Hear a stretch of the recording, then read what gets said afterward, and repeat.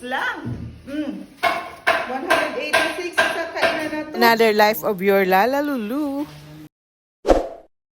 Hello sa inyong lahat dyan. Kumusta kayo? Ako ay papunta naman ngayon sa Cavite pero dumaan muna ako dito sa aming simbahan sa Saint Anthony de Padua dito sa San Andres bilang paghingi ng guide kasi nga lilipat na tayo at pagpapasalamat din dahil for over 10 years si Saint Anthony de Padua hindi tayo kinalimutan at pinabayaan.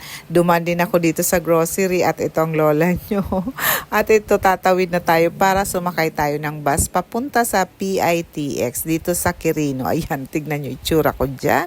So nakasakay na tayo papuntang PITX. Ayan, ito 25 pesos lang. Tawag lang ang pansin ko dito sa konduktor, ayan, at sa inspector, lahat sila ay babae. So ano ang dahilan ng mga lalaki para hindi magtrabaho? Di ba trabahong lalaki yun? Konduktor at saka inspector. Yung konduktor na yun, ako kasi 2 beses ko siyang nasakyan. Nagtataka ako, babae ba to? Lalaki. Pero babae siya. I know may mga anak yun. Kasi syempre makikita mo naman kung member siya, di ba?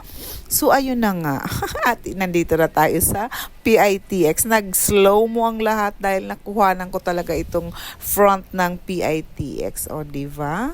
So i-enjoy natin ang bawat segundong meron tayo. Huwag tayong masyadong negative. So, eto na ang lola nyo.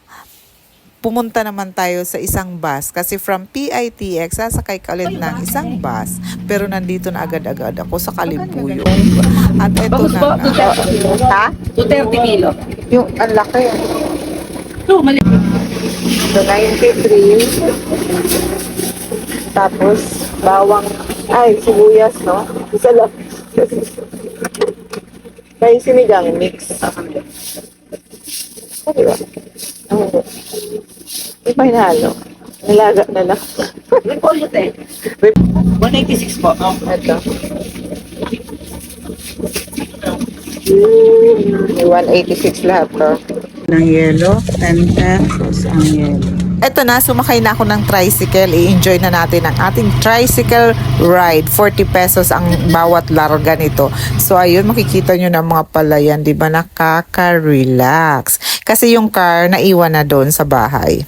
At sa wakas, nakarating na nga tayo dito sa bahay. May gumagawa pa din kasi nga hindi pa rin siya tapos at marami pa talagang gagawin. So ayan, nandito na tayo. At syempre, ako ay magluluto ng lunch. Bago ang lunch, coffee muna kahit tanghaling tapat na yan, ang lola nyo ay magkakape. Syempre, isasabay ko na rin yung nagwo-work. So, magpainit tayo ng tubig. Ayan, may maliit tayong initan ng tubig na pwedeng anywhere. So, ito yung pag-iinitan ng tubig. Meron na tayo dyang coffee, mga sugar, coffee mate, pero ako black coffee lang po. Flex ko lang itong CCTV namin kasi nga wala kami dyan, nandyan ang kotse. So ayan, naka-CCTV lang. Ganyan lang siya. Tignan nyo ha. O, ito na. Tapos may karne dyan. May karne na kasi magsisigang. Kompleto na yan pang sahog sa sigang. Ay, tsaka may tinapay pa. What yellow? Parang it's worth 186 lang. 186 sa kainan na to. So, totoo nga yan, 186 lang isang menu na, di ba? So, ayan na nga, magluluto na tayo at inilabas ko na itong ating nakuhang buy one take one na rice cooker. Ayan ang loob niyan, di ba? So, familiar na kayo dyan. Ganyan ang itsura ng rice cooker. So, nakuha namin niya ng buy one take one. I think 1.5 lang, yung dalawa na siya. So, ito, ganyan ang itsura niya. So, mga 4 to 5 cups yata ang kasya dyan. So, syempre, magluluto na tayo ng rice. Kaya, ayan nga, inilabas na natin at gagamitin na natin itong ating bagong rice cooker. Aber mga guys, anong masasuggest nyo? Or ano ba yung mga pamahiin niyo? Kasi ako wala talaga akong pamahiin.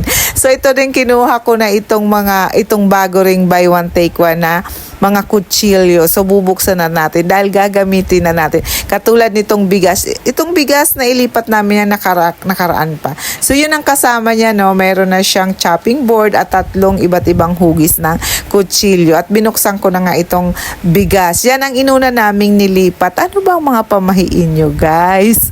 So para sa akin, wala ako. Kundi alam ko, ililipat ay una ang bigas. Ayan, ganyan. So may tubig naman dyan. So no need. Kaya, ewan ko ha, pero kahit ako'y may edad na, hindi talaga ang mga beliefs ko ay ang mga noon pa.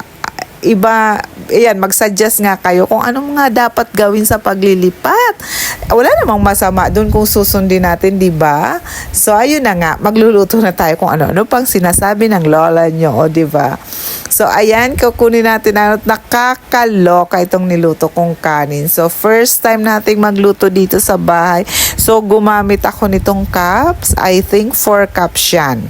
At syempre, isinalang na natin itong bigas at magluluto nga tayo ng sinigang for our menu for today. So ayan, Girl Scout po ang lola nyo ha, kaya kayang-kaya nating magluto kahit saan pa mang lugar at kahit hindi pa man tapos yung kitchen. So yun nga, pinapakita ko yung black side for karne, yung white side for mga vegetable. O diba, at ang ganda naman itong aking kutsilyong na nakuha. Ang talas-talas naman talaga. Ayun nga, 1/4 lang naman yan na karning baboy na binili ko. Plus maraming sahog na gulay dahil yun ang importante at merong sabaw lang naman, di ba? So kahit ganyan, at wala pa talaga tayong kitchen, kayang-kaya nating magluto. Kaya ang menu natin ngayon ay pang Girl Scout. Kaya kayo, huwag kayong mag-alala kung hindi kayo marunong magluto. Naku, marunong kayo magluto. At ang importante, ang lulutuin nyo ay nutritious. Yun ang pinakamahalagang sa panahon ngayon. Di ba? Ayan ha, nag-a-advise ang lola nyo. So, eto yung bago nating sink. Pinakita ko din yan sa inyo. Pero hindi pa naman natin magagamit yan dahil walang tubig. Alam nyo ba dito sa The Palm Residences, may supply ng tubig. Wala pa naman talaga yung parang nawasa. Wala pa. Parang supply pa lang. Mabuti na lang, meron tayong Wilkins dito. At ito nga, pinanghuhugas natin ngayon dito sa karne. Pero itong sink na to, gumagana na yan. Hindi na yan, dumadaan ang tubig dyan. I mean, wala lang siyang tubig. Okay? So, ayan, magluluto tayo ng sinigang. Kaya, yun nga ang advice ko sa inyo. Mura man ang bibili nyong ulam as long as it is nutritious. Yun ang pinakamahalaga. Kasi sa ngayon, kailangan natin mag-budget. At eto na, isinalang na natin ang ating karne, papalambutin natin at gagamitin ko nga itong induction cooker. Sabi ko sa inyo, sa may mga condo dyan, ito yung the best na gamitin nyo kasi mga pang condo type talaga itong induction cooker. Actually, sa anak ko to para sa condo niya, pero gagamitin muna natin kasi wala pa ditong mga lutuan natin. Wala pa kaming gamit dito. So, mata-try natin itong induction cooker for the first time. At wag nyong intindihin ang electric fan namin dahil matanda pa yan sa aking bunso. Joke lang. So, ayan na nga. At atin na ngang iluluto dito sa induction cooker. So, ayan. So, ayun na nga. Mag-aantay na lang tayo. At ito na yung ating maging sinigang. Ito yung sinasabi ko sa inyo. Mag-bake na lang ako ng cake. Huwag lang ng kanin kasi hilaw ko. Dagdagan ko daw ng tubig. Talaga ang problema sa akin. Ewan ko ba pag mga first time ako magluluto ng kanin, laging nagpapalpak. Hindi ko alam kahit noon pa. Kaya sabi sa akin, marunong ka naman magluto, mag-bake, pero palagi kang palpak sa kanin. Kaya na-on. Kaya pala hindi umantig na ang bilis oh. Ang bilis niya. Kaya makakapagsinigang tayo dyan sa ating. Talaga guys, basta induction ang ginamit mo. Super bilis. Kaya ano pang inaantay nyo ha? I-check nyo dyan sa yellow basket ko. At nag-promote pa nga ang lola nyo, pero hindi ka. Sa una, hindi ito umandar dahil nakalimutan niyang i-on. Ay, may nagkamali sa pag-on. So, ito na, ilalagay. Sinigang pala itong niluluto natin. Hindi nilaga. Pati dun sa tindera na lilito ako. So, sinigang, kaya may kamatis, right? Pero wala yang paminta kasi nakalimutan ko. Pero ayan ang resulta. O, di ba yummy? So, saan ka pa? Meron ka ng sinigang kahit sobrang init. Siyempre, ang susunod, kainan na. At tumupo na nga ako dyan sa high chair na yan. Pero hindi ako nakontento kasi ang sobrang taas. Ayan, kumatay ng kanin at magkakain na tayo. Tara, kain na tayo. Sabi ko sa inyo, Girl Scout, ito, tignan nyo ha. Kinuha, meron na akong table. O, saan ka dyan? Sino ka dyan? Ganyan ang lola nyo. Dapat resourceful. Isang araw naman ang natapos at ito nga, pauwi na tayo, hagardo na at pagod na. Nakisakay lang ako dyan. So ayan guys, nakarating na tayo. Mag-aalas 6 na. Umalis tayo doon ng mga 4 o'clock or 4:30 ganun. Tapos, na-shock na naman ang lola niya, Diyos ko. Kasi bumili ako nito. Kasi nga, gusto ko laging may gulay. Itong isang ito, 75 pesos. 2 talong, isang cucumber. Pakita ko ha. Grabe na siya. Malaki naman ang difference. Oh, ito lang oh. This is 45 pesos. Isang ganon. Tapos ito yata ang 35 kaya 75. Grabe. Tapos yung itlog. Yan, bumili ako ng itlog.